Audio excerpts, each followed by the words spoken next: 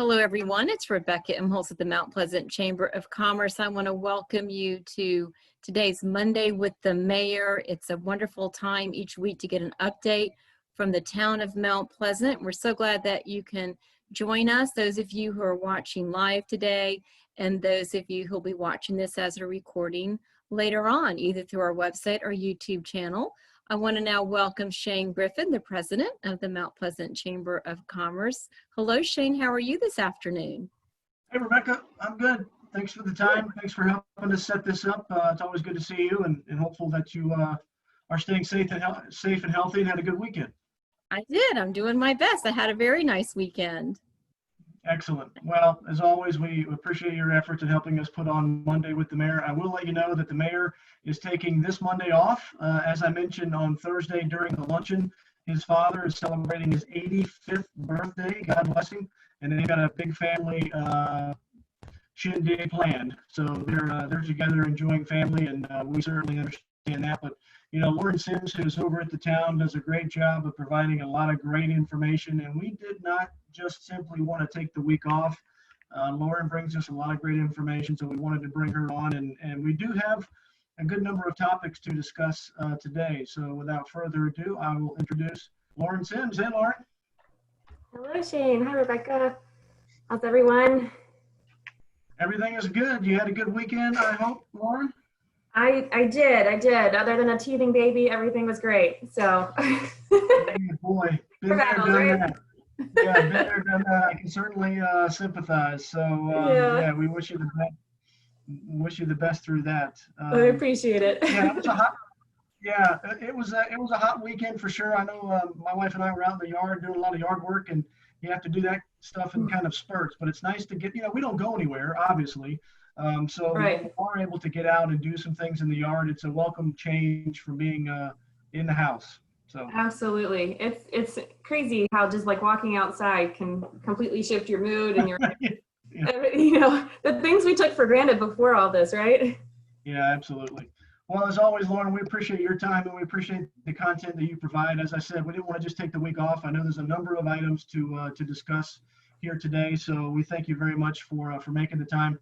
For the folks that may be on this call that may have missed the luncheon on Thursday, you had your town update. If you want to walk back through that for folks that may have missed it. Sure, yeah, so I just covered a couple of ordinance updates from the town of Mount Pleasant. I know, particularly from a business standpoint, it seems like there's kind of a never-ending list of guidelines and ordinances that are coming down, and it can be very confusing if different municipalities and jurisdictions are doing their own thing. So I just want to make sure everyone's on the same page for the town of Mount Pleasant ordinances.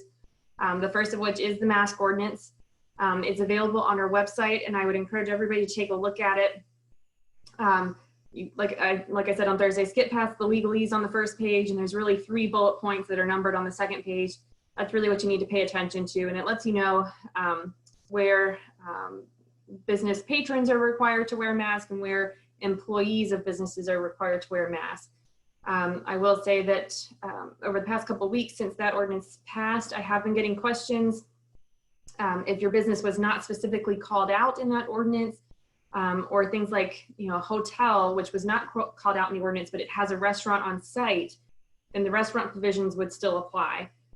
So just make sure you're taking a look at it, and to be quite frank, it really is best practice and strongly encourage that even if your type of business is not explicitly listed on the ordinance, to go ahead and have your employees wearing the mask. You know, just make sure that we're doing all that we can to get through all this. So that was the first one. The second update that I provided is that after a period of about 100 days, there was a, I guess, temporary suspension on 2 ordinances that town council had passed back in April. And those suspensions have since expired. The first one being the temporary suspension on the enforcement of the plastics ban, or environmentally friendly packaging and products ban.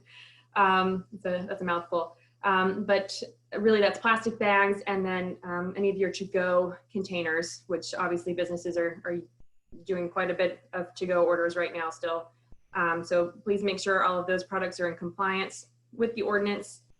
Plastic bags no longer allowed unless they meet the provisions of the ordinance in terms of the mill requirement and usage requirements. And lastly, The temporary suspension on temporary sign permits has also expired. So if you are planning on using a temporary sign outside your business, please make sure you send in a permit request application to the town of Mount Pleasant. It's very quick turnaround, but that will give you the provisions that you need in order to put up that temporary sign. So just figured I'd pass that along, make sure everybody was in the know on those ordinance changes. Excellent. Thank you for that, Laura. Now, there are obviously a lot of folks that are still coming to Charleston and Mount Pleasant to vacation. There's a lot of people coming from up north still, despite all that we're going through here. I know you and I spoke earlier today, and you had mentioned that Jennifer Maxwell's hotels. Jennifer, of course, is our vice president and our president-elect next year. But I think you had mentioned 80% capacity at her hotels. I mean, that's just unbelievable with all that's going on. And I wanted to get your thoughts on the hospitality and tourism-based businesses, a way that they can maybe give some updates to guests that are coming in, local guests, and also to folks that are coming from out of town. Anything they can do to kind of get that message across? Yeah, absolutely. So we actually sent out an email today to the contacts that we have in the hospitality industry, just to say, hey, we have this idea for kind of a one-pager graphic that would essentially list out any guidelines, restrictions that visitors would want to know and need to know if they're coming to our area. Because like you said, they're coming here, and based on some of the numbers that we're seeing, they are coming in full force, as they would even if we didn't have COVID going on. So we just want to make sure that folks are being safe when they're here, and we're protecting our businesses and our employees to the greatest extent possible as well. So if you did not receive the email from us today, but you are a member of the hospitality industry, please shoot me an email after this. Just give me your thoughts on this one pager. I'd like to know what sorts of questions you are being asked by your visitors, by your employees, if this sort of thing would even be helpful to you, or if there's anything else that would be helpful to you in sharing this information with our visitors. So far we've gotten some positive feedback on the idea, so we are going to be working on it, trying to get it out this week to businesses. And then, of course, if there are any changes, we'll update it, that one pager as the changes come along, and shoot that back out to folks, so they aren't having to worry about keeping it updated and everything of that nature. So just please send me your feedback on it if you weren't part of the original email, and we'll add you to the email list if you weren't. So I just want to make sure that we're reaching our visitors, like I said, to the extent possible. So anything that we can do to help spread the word about what's going on and the things that we have in place to keep the local community safe, we want to do that. And also, too, for folks that are on this Zoom call today, if you have a chance and you have not yet, be sure to check out the resources that the town has available at their website. Lauren, take a moment to talk about some of the resources that you have there on the website. Yeah, thank you so much for mentioning that. We have a business portal on our website specifically dedicated to COVID items, and it's got everything from guidelines by industry to ordinances, news and updates. We'll talk a little bit later about some updates that have come from the town in terms of events. So it's a great resource for you. We also have our business map, which a lot of folks are opting to use instead of using temporary signage because it's updated in real time. You send us your information, what sorts of operations your business is currently operating under, the services that you provide, and we provide a GIS-based map for the public to use. They click on it, they can sort by industry, they can sort by things like outdoor seating, and find out what's available in the community. So definitely a great tool. A lot of folks are using it, and I'd encourage you to send your information into that map. It's free for you to use, and a great tool. So that's also available on the portal. And the website again is, I'll put it in the chat for everybody so they'll have it. Yeah, it's www.tompsc.com.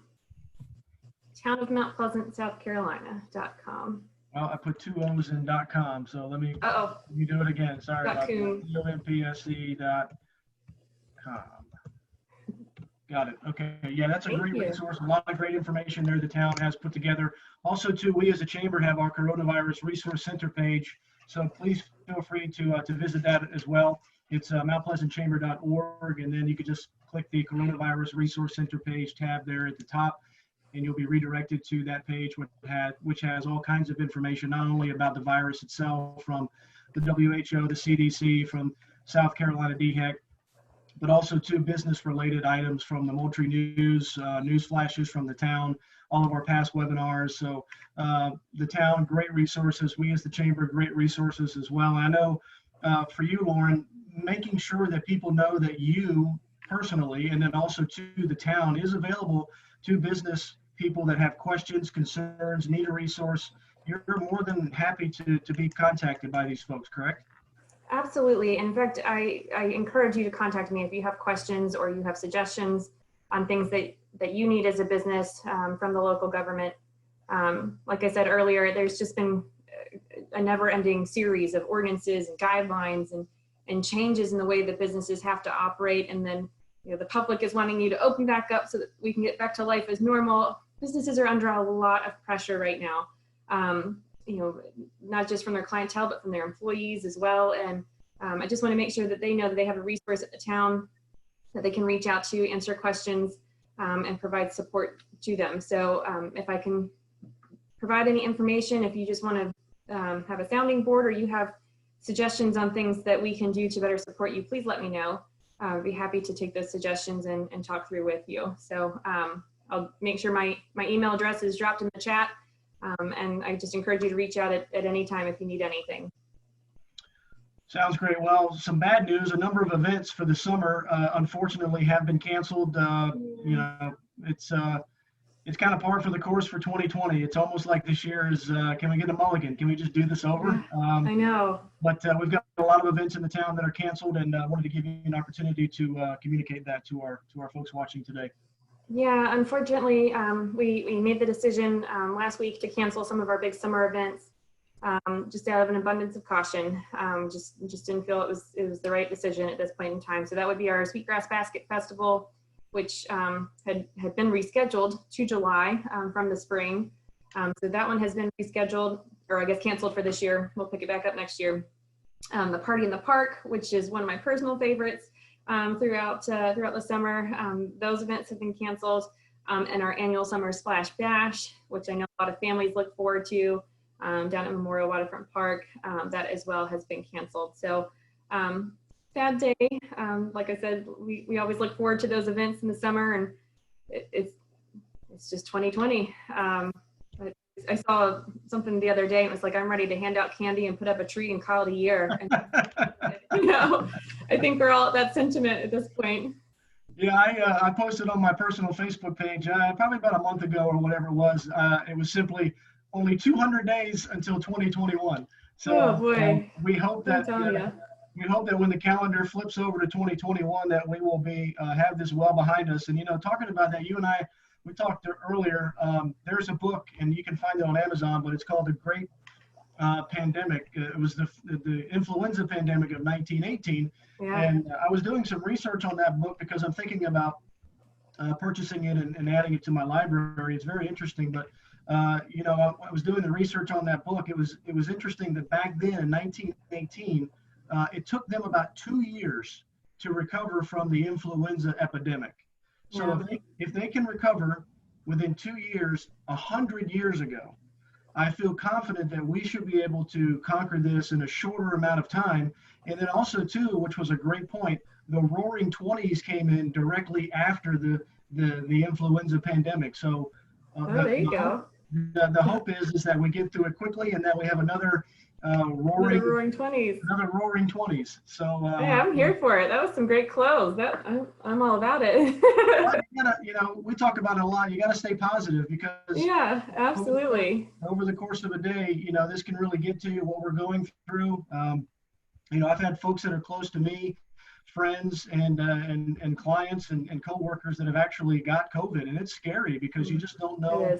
It treats everybody so differently. So our thoughts and our prayers obviously are with families and individuals that are dealing with this. But you got to try to stay positive as much as possible. So I wanted to at least kind of toss that in there. But getting back on track here. Thank you for letting me digress a little bit. I know we've got a special council meeting coming up. Lots of things to discuss. A very important meeting, a very long meeting, more than likely. but talk a little bit about the special council meeting coming up. Absolutely. We're still trying to finalize the date here, but it looks like it is going to be the very end of this month. We've got several important topics, that council is going to be covering. One of which is the building height map, which is included in the comprehensive plan. But they have been discussing that for many, many months now, proposing changes to the existing building height map. And I know that that's something our business community has a vested interest in. So I want to make sure that our businesses are aware that that conversation will be going on. Hopefully we'll get some decisions made. But that will also be part of the larger conversation regarding the comprehensive plan. So Mayor talked about it a little bit last week, but it is arguably one of the town's most important documents, if not the most important document, because it's the 10-year guiding plan for the town. Who are we going to be for the next 10 years? So if you'll recall, we had a 30 some odd member comprehensive planning forum, members from all over the community, a very diverse group. And they met for, I guess, a period of about a year, just going through all the different facets of this comprehensive plan. Really impressive document came from this comprehensive planning forum, and council has been reviewing it kind of in portions, making changes where they see need to be made, and then just kind of filling in some of the gaps. And so they're going to be going through this plan, hopefully working towards an approval by the end of the summer, early fall, so that we can go ahead and adopt that. We do have to have one by law. So this is a very timely and important process, but like I said, it's a 10-year document. So we want to make sure that all the voices in the community have had input and are heard and incorporated into this document. So there will be a public comment period as always. So I would encourage you to either plan to attend in person and make your comments, or you can submit your comments online. But since it is a council meeting, it will be live streamed through our YouTube and Facebook pages.